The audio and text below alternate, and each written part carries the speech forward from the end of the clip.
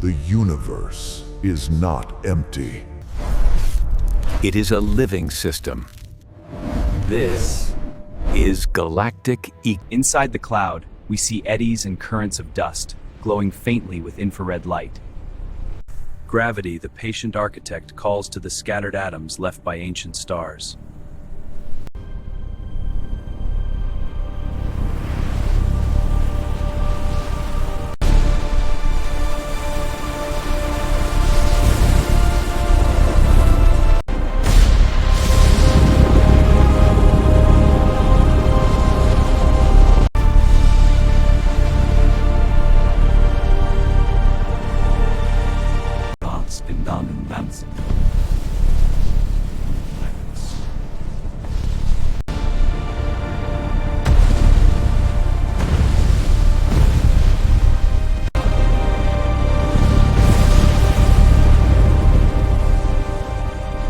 Icy messengers from the outer dark deliver the essential ingredient, water.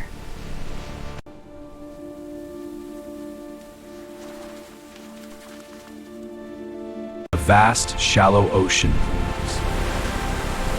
A planetary womb. In the deep, where fire meets water, chemistry becomes complex. Minerals form labyrinths of possibility. From a microscopic view, fatty acids self-assemble into a simple, hollow sphere. Not life, a simple replication of nature. A chain of RNA molecules forms, twisting and coated folding, not in ink, but in the bonds of complex molecules. A chain of RNA molecules forms, twisting and folding, not in ink, but in the bonds of complex molecules. A simple bacterium-like cell swims into frame. The first true life. Life, once ignited, does not merely exist. It spreads, it conquers, it transforms its world. An aerial view of a primordial coastline. Cyanoharics are humble. They drink the light, and in their ancient alchemy, they exhale a poison to the old world, oxygen.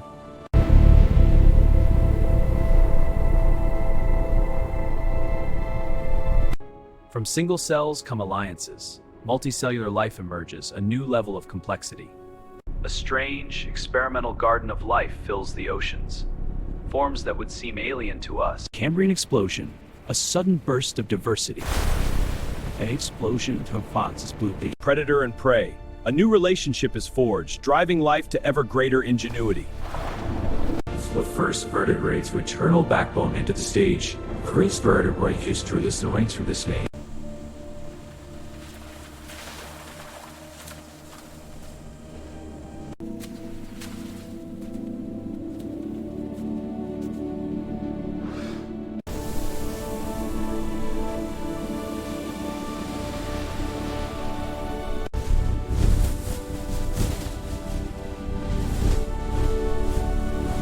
The first reptiles, with their scaly, waterproof skin, lay a hard-shelled egg in the sand, severing the final tie to the water.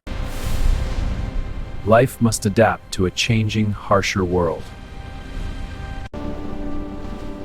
The Archosaurs rise. They are the titans, the living mountains. Their very presence shapes the forests and plains. Evolution experiments with flight.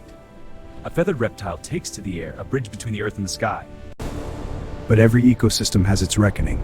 A messenger from the void arrives. An impact that shook the planet to its core. The end of an era. The fall of the titans.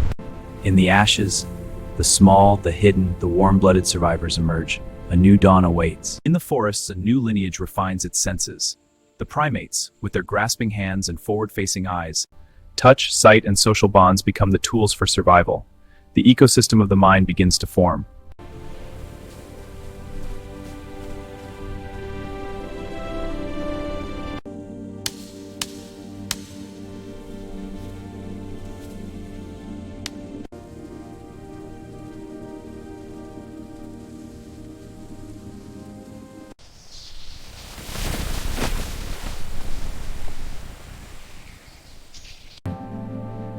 A symbiosis with plants, a revolution that transforms survival into civilization. From villages, cities rise.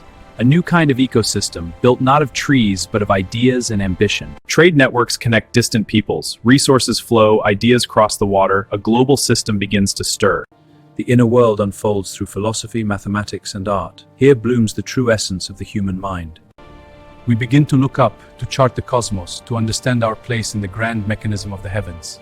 The printing press sows knowledge. Ideas become seeds, carried on the wind of a literate world. The age of industry begins.